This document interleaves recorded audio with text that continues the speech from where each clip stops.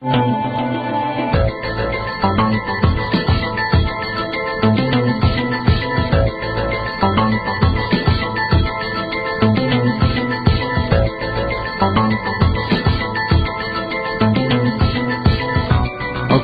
and we're back with Gerald Celente. We are into October.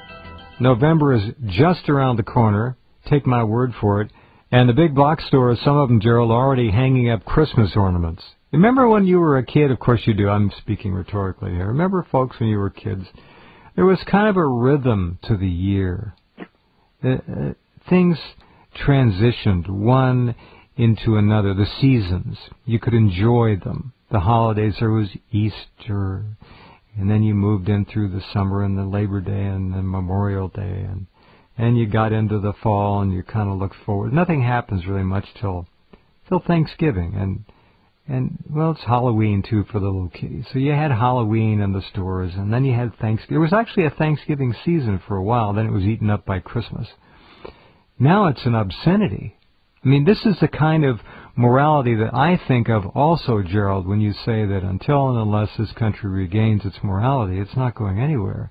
And you could not be any more correct. But I find morality, as you do, to cover a wide array, a huge panorama of the human experience, at least as we used to live it here. And the pace of the seasons and the flavors and the change and the savoring of these things, when I was a kid, meant an awful lot to everyone.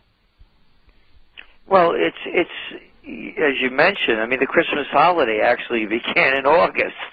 I mean, these people are out of their minds, these retailers. And a lot of the retailers are dying on the vine right now. They can't even make it to Thanksgiving. Again, the only reason they're being held up is because the Federal Reserve is flooding the money supply with worthless dollars and making loans available through a number of outlets to keep this Ponzi scheme going.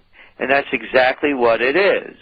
Anybody, to me, that invests into any of these companies deserves what they get. You're taking a risk. And the risk is that you believe what these criminals on Wall Street are saying. And you know the way I feel about this. I've said it many times, and it's worth repeating. If the names on Wall Street were named Celente, Caruso, Mondavi, Puccini, Rossini, Buitoni, they call it the Mafia. Yeah. And boy, would Hollywood have a field day. Oh, yeah. Hitting those Italians, boy, those dirty, slimy Mafia characters. Yep. But you can't call the white shoe boys crooks and criminals. No, they don't do Ponzi's or pyramid scams or loan sharking. They call it credit default swaps, auction rate securities, and when they charge you 30% on your credit card, hey, don't get upset. It's the cost of doing business. Just doing business. Yeah, so Sandy Greedy Pig Weil, the guy that put together Citigroup, he could keep living like a pig.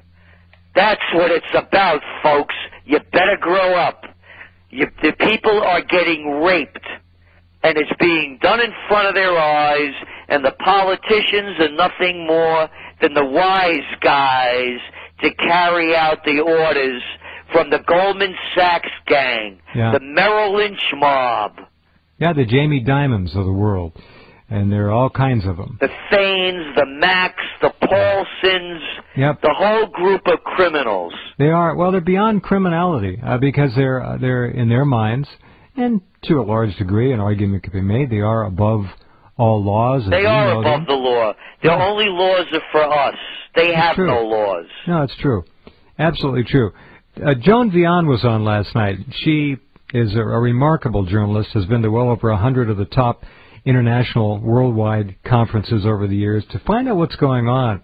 And she made a presentation, was it last night or it was Monday night, that the dollar is being taken down by design by these international gangsters because the American debt-to-dollar, debt-to-currency ratio is right in the middle of the pack of all basic civilized Western countries, industrialized countries.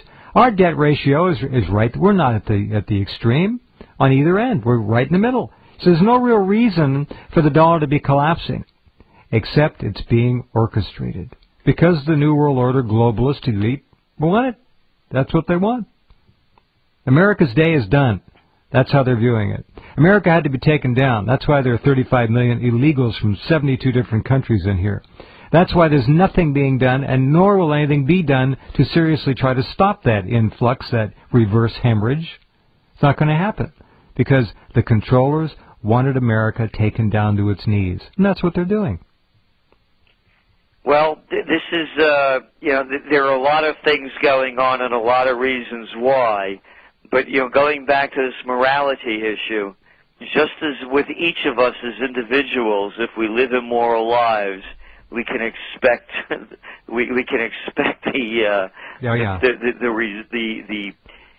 the appropriate results.